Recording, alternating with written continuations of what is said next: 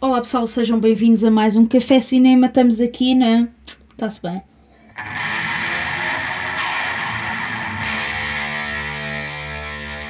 É isso. Sejam bem-vindos ao segundo episódio de Café Cinema. O meu nome é Erika Amaral, faço parte do projeto Tela Invisível. Fui convidada pelo Café Mais Geek para fazer aqui esta rúbrica e é com muito gosto que estou aqui para o segundo mês, este mês de Abril, em que estamos cheios de alergias, mas sempre com a mesma vontade de ver filmes, não é? Espero eu bem que sim, que estejam cheios de vontade para ver filmes. Portanto, preparem-se. Este episódio é especialíssimo, ok? É especialíssimo porque é sobre uma das minhas trilogias favoritas.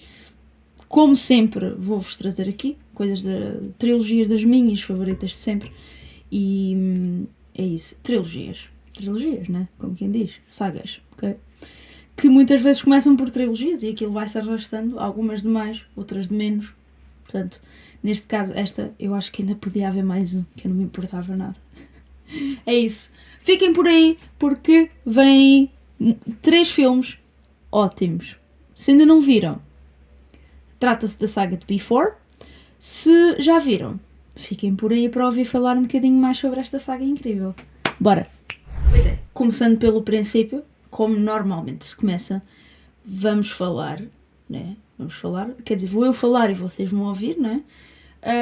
Acerca do primeiro filme, que sai no ano de 1995. É o Before Sunset e conta-nos a história de 2 pessoas, não é? Que estão num comboio e têm apenas, pronto, estão a terminar as suas viagens, não é? Por assim dizer. Isto sem também querer dar spoilers para quem não viu, não é? E basicamente ela é a Celine, ele é o Jesse. Já vos vou contar toda a origem destes nomes, tudo mais. Mas aqui o que importa no enredo principal desta história é que temos aqui 2 jovens que vão aproveitar ao máximo aquelas 14 horas que lhes faltam para voltar para os seus países. Eles estão em Viena e basicamente ela vai voltar para Paris e ele vai voltar para os Estados Unidos. Ponto assente. Eles têm aquele momento para se conhecerem e provavelmente nunca mais se verão. O que é que acontece? Eu vou tentar dar o menos de spoilers possível, mas se existe a trilogia é porque eles se reencontram novamente, não é? Este filme inicial é muito... não é aquele... Nós sabemos que não vamos para um conto de fadas, nem nada do género. Estamos numa coisa mais ou menos realista. Até que o filme até é meio... Não é lento, mas é feito... Tem um ritmo real. Não é uma coisa acelerada demais, nem lenta demais para parecer ser. O filme é muito realista, não tenta ser, não é presunçoso, não é nada disso, é incrível, é muito bem feito, ele tem pormenores muito bons, pormenores que realmente depois nos fazem interessar por este tipo de filmes.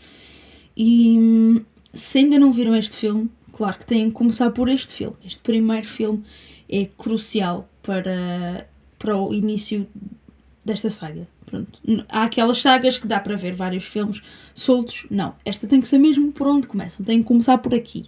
Depois de verem o Before Sunrise, vão ver... Depois de verem o Before Sunrise, vão ver o Before Sunset.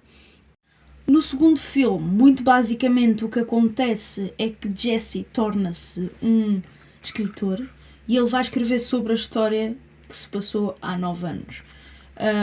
Nisto ele vai dar autógrafos e fazer entrevistas em Paris. Quem vai aparecer é a Celine.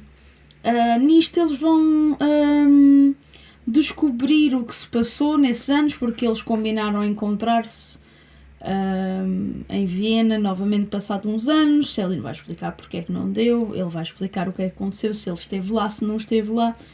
Isso tudo vai ser explicado, todas essas dúvidas vão ser tiradas. O que acontece é depois que eles vão confrontar um bocado a história que ele escreveu, pronto, vão comparar, vão falar disso, vão falar como estão. Ele casou-se, teve um filho, ela casou-se, é ativista, tem um marido que é jornalista, mais especificamente penso que, se não, a memória não está, um fotojornalista, e isto vai ser basicamente assim meio que uma perspectiva, um recordar de tudo, o tentar perceber o que é que aconteceu para eles não terem voltado a ter contacto. Por exemplo, eles não trocaram contactos, sim, número de telefone, na altura era telefone, nem nada. Eles não conseguiram trocar informação que fosse suficiente para eles se reencontrarem novamente. Reencontrarem. Este segundo filme é muito... Uau! É muito aquela coisa de a gente pensa que vai ter tempo para tudo quando é jovem, mas eles depois vão refletir um pouco sobre o que aconteceu nesses anos e vão perceber que pronto, não foi bem como eles idealizavam que tudo se desenrolou na vida deles. Mais um filme cheio com uma cinematografia muito fixe. Tem um desenrolar de história mais normal também, como no primeiro filme isso acontece. E para mim, eu não sei, eu adoro o primeiro, mas este segundo é incrível também. É muito bom este filme. Tem tudo de bom. Incrível. Estes filmes têm uma coisa muito em comum, que eles são sempre constantes, não te deixam cair no aborrecimento. Ainda que sejam muito fiéis à vida real, o que é bastante incrível. Este segundo filme é muito, muito giro, porque é mesmo um recordar, há todo um paralelismo, é essa a palavra, entre o primeiro e o segundo filme. No terceiro, eu acho que isso já não acontece tanto. Este terceiro filme, Before Midnight, que é lançado em 2013, passados outros 9 anos, okay? Portanto, entre todos os filmes há 18 anos de diferença, né? Entre o primeiro e este de 2013, o terceiro filme. E o que é que acontece? Este filme só descrito numa palavra é só dor. Porque é realista demais. Não é demais, é realista. Simplesmente é realista. Este filme... neste filme eles já estão casados. Eles ficaram juntos. E têm 2 filhas gêmeas. E ele continua a ter contacto com o seu filho do outro casamento. E este filho vai passar férias com eles, com a Celine, com as filhas gêmeas e com o pai, à Grécia. Em todo este acontecimento das férias, há tanta coisa que acontece, tantos problemas que surgem, e fica bastante difícil de gerir toda esta situação.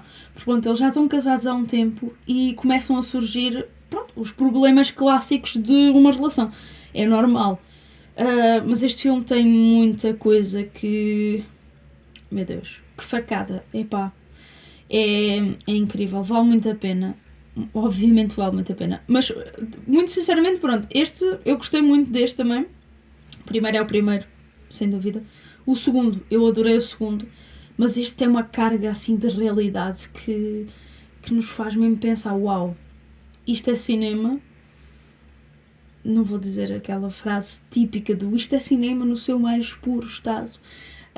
Mas é, não vou dizer mas é mesmo isso. Portanto, se nunca viram esta saga, vejam, porque vale imenso a pena.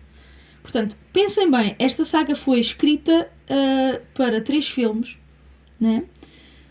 É uma trilogia de filmes em que todos se ligam. Isto é uma história sempre contínua. E tem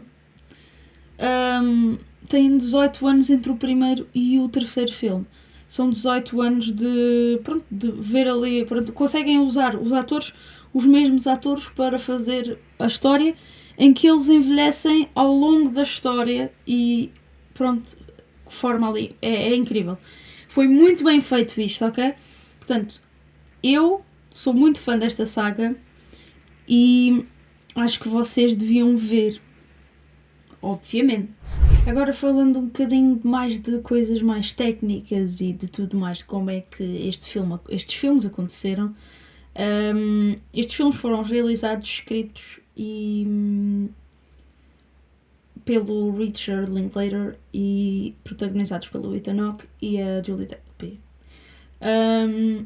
O que aconteceu neste filme foi que eles todos colaboraram estas três pessoas colaboraram e conseguiram trazer este filme de uma forma muito realista. O argumentista e realizador do filme, Richard Linklater, perguntou aos 2 atores quais eram os nomes que queriam para os personagens. Julie que quis Celine. Não sei o motivo, ainda não consegui encontrar essa informação, mas o Ethan Hawke tem um motivo. O Jesse era um primo dele que para ele era muito fixe. Portanto, ser Jesse era brutal para ele. Portanto, ele disse, eu quero ser Jesse, e basicamente ele não gostava sequer do nome Ethan. Daí ele querer ser o Jesse. Portanto, porque ia lembrá-lo do seu primo. O filme foi, como estou a dizer, foi todo colaborado entre eles conseguiram escrever tudo, pronto, baseado um pouco com as vivências e tudo mais. Eles conseguiram colaborar os 3 e fazer um argumento que fizesse sentido para todos. A certo momento, a Julie disse que não, achava que o filme era muito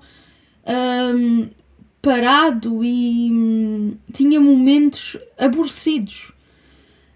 Ao que o Richard Linklater disse, não acho que seja aborrecido, porque, por exemplo, de conviver convosco, estou a sentir que nada é aborrecido convosco. Portanto, eu acho que isso depende deles, não é? Ok? Que estaria mais próximo da realidade. E o aborrecido é subjetivo, ok? As pessoas têm que ir para este filme com a ideia de que é, por exemplo, é uma viagem, estamos a acompanhar a noite, por exemplo, no primeiro filme estamos a acompanhar aquela noite específica, aquelas 14 horas. E daí ser um ritmo que pode parecer lento para algumas pessoas, mas a gente estando a ver o filme percebe que é um ritmo mais realista, não é uma coisa apressada, não há nem demasiado arrastada, é tudo feito no tempo certo. E é isto que para mim faz desta trilogia uma trilogia e uma saga de filmes tão especial. Portanto, se não viram e puderem ter a oportunidade de ver, vejam, ok? É com isto que vos deixo, por isso pensem sempre que, mesmo que sejam jovens, estes filmes, por exemplo, mostram-vos que às vezes nós pensamos que não vou preocupar-me por ter chateado com esta ou outra pessoa, mas o tempo passa demasiado depressa e a gente chega a pensar que isto acontece, conhecemos pessoas muito facilmente, mas não é bem assim. Nós chegamos a uma certa idade em que deixamos de ter tanto... Não sei porquê, acho que muito por circunstância do trabalho e tudo mais, começamos a não ligar tanto à parte social e descuramos isso um pouco.